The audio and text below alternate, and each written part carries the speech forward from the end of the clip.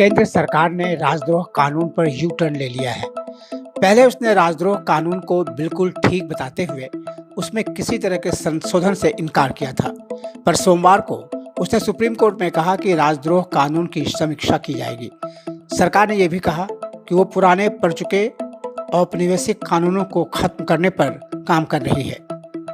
केंद्र ने कहा है कि प्रधानमंत्री को राजद्रोह कानून के अलग अलग विचारों और उसके दुरुपयोग को लेकर उठाए गए सवालों के बारे में पता है। केंद्र ने सुप्रीम कोर्ट से कहा कि वो राजद्रोह कानून के खिलाफ दायर याचिकाओं पर सुनवाई न करे और केंद्र की ओर से पुनर्विचार की कवायद शुरू होने तक इंतजार करे। इससे पहले सुनवाई के दौरान केंद्र ने कहा था कि यह कानून बहुत जरूरी है।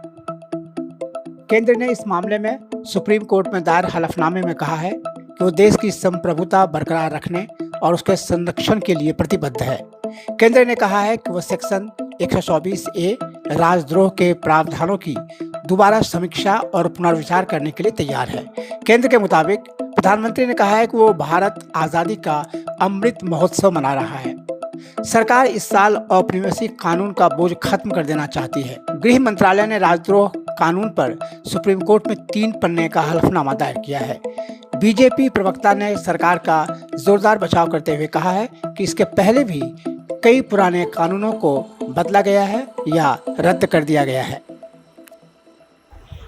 Obviously, this should be seen as a positive development.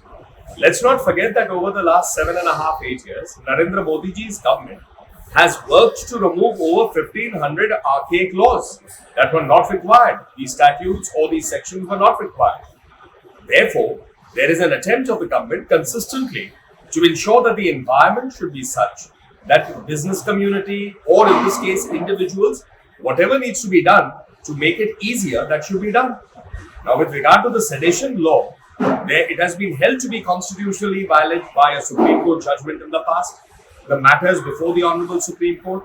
When the government puts out its view in such a positive manner, it means it obviously wants to study it either by the executive route or the legislative route, rather than see it being examined by the judicial route in terms of a conflict between two sides.